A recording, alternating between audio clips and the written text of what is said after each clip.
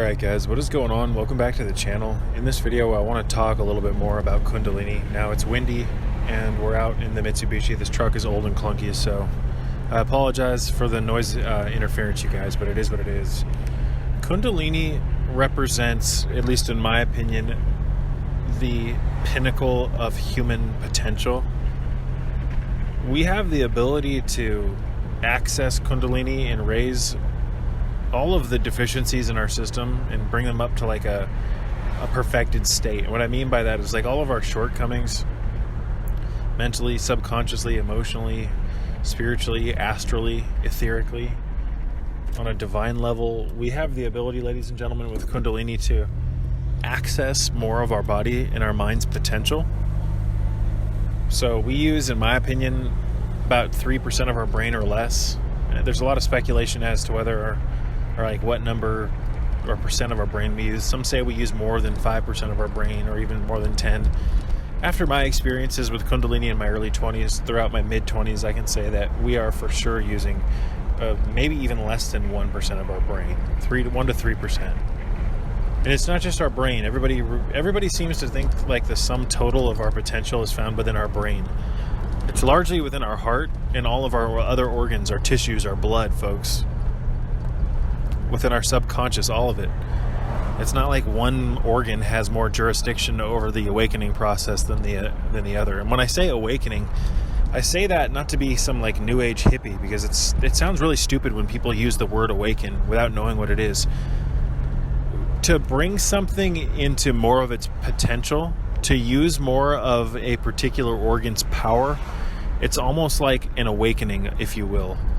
It's like you're waking something up to a greater state, and that's what I mean when I say to awaken. So, like our glands, our tissues, our thyroid, our parathyroid, our pons, our dura mater, our medulla oblongata, our cerebellum, the cerebral cortex, our brainstem, the reptilian regions of our physiology, etc. They all have the ability, folks, to access more power, and in doing so, alter the consciousness drastically. This is an awakening process, folks. You see, what most people don't know is that we exist in a slave-like state as humans. We've been lulled to sleep. Now, how that's happened, we've gone over in various other videos, and I'm not going to be repetitive, so resort to my older videos if you want to learn more about this. But in layman's terms, there's a particular region within our energetic field known as the assemblage point. The assemblage point can be put into new positions, and based on the position that it's in, it dictates your consciousness that you experience, as well as how much of your body's potential you can access. When you were born, when you were a baby, your assemblage point was in a relatively free position, and that's why you had a much more magical youth. That's why you could see things as an infant that your programmed parents couldn't see. But over time, as you interact with the material world, as it's been set up by the Matrix, as you get forced into the non-essential, unnecessary medical treatments, and as you get told what to think, feel, and how to act and react in school, as you observe the way that the mechanics of the perceivable world works at a young age, you begin to instruct your subconscious mind with particular units of information that over time become very solidified beliefs that construct your reality through the conscious mind and its connection to the subconscious, which is actually a rather unconscious action at this point. We're not going to get into that in this video. Excuse me, that was kind of a mouthful, and it didn't necessarily come out the way I wanted it to come out. And I'm not going to go back and try to correct it. Let's stay on point. Your programming has happened based on the shifting of your assemblage point. Here's the thing about the assemblage point. Not only can it move and a shift and a movement are completely different, but over time, it can be shifted into new positions and locked into new positions. Culturally speaking, almost every single person in the United States, for an example, has their assemblage point in the same position. And that's why everybody's the same. Everybody's got the same kind of routine and schedule, and everybody's talking about the same things, and everybody looks at reality the same way. It's because you're interacting with the electromagnetic spectrum based on the positioning of your assemblage point and how it gives information to your consciousness or creates awareness and perception. through your physiology. So, over time, from infancy, your assemblage point was shifted into a position that the Matrix wanted it to be in, and now you see through that lens. The key to sorcery, ladies and gentlemen, or one of the main roles, if you will, is to manually shift the assemblage point into alien new positions so that you can break free from the perceptual prison you've been put in and access perceptual fluidity. Now, here's the thing about the assemblage point. You can indeed shift it into new positions, whereby, upon moving the assemblage point into those new positions, you can actually get the position, you can actually put the assemblage point back into a position that it was in when you were an infant, when you were 3 to 4 years old, etc. And you can instantly remember everything. That's besides the point, folks. The assemblage point is everything. Understanding it on a literal level, a symbolic level, and a figurative level. It's crucial. It's crucial. So one of the greatest ways to move or shift the assemblage point is to practice sorcery. And sorcery and magic are very different. Magic is more of the art of learning how to communicate with your subconscious. It's learning how to use controlled thinking to produce things, to make changes in your realities. Sorcery is about entering into what Don Juan Matus, the Yaqui Indian sorcerer who taught Castaneda throughout his books, called sorcery is about, according to Don Juan, entering into non-ordinary states of reality. And we've gone over methods of how to do this in the past. Some of these methods are not necessarily politically correct, and I can't just go about spouting them off on this fucking channel. If you want to learn more, you might want to read some of Castaneda's books. One of the greatest ways to begin shifting the assemblage point is to practice lucid dreaming, to actually become lucid in a dream. And you'll know if you've become lucid in a dream, folks. So the Art of Dreaming, that's a great book to learn from. But there's much more to moving the assemblage point, or shifting it, because movements of the assemblage point and shifts are totally different. But there's many other ways to shift your assemblage point other than lucid dreaming. The use of particular sacraments, of which I'm not going to discuss here on this channel. I mean, come on, fill in the dots. Everybody's, people say from time to time, oh, you talk about the problems on this channel, bro. What about the solutions? You must not listen very well, because there's solutions around every corner on this fucking channel. I always do my best to provide solutions anytime I present a problem. Some of the solutions you've got to kind of fill in for yourself. It's not just a matter of, oh, here's the problem and here's the instant solution. This isn't 1-800-ASS. It's like people just want everything laid out in front of them in a presentable manner. And it's just, come on, folks. We are existing in a mind-controlled state. Our consciousness represents something like deep sleep, unconsciousness. I'm still trying to figure all this shit out as well. Stop acting like I'm just here to give you everything so that you can just have all the answers. I'm looking for the answers too. I've discovered many of them, but many of the answers that I've found, they're not only not politically correct. And what I mean by that is, most people aren't going to be able to digest what I say. You may think you are, but a lot of people aren't. So, again, to some extent, there's a reputation that I have to maintain. And certain things I'm not just going to put out into the public, because I know how the masses, to a large extent, observe certain pieces of information and then cast a judgment against your character for it when it becomes public. And I'm not pointing my fingers at my subscribers. I'm just being honest. Read through Castaneda's books, plural. Check out the teachings of Don Juan, first and foremost.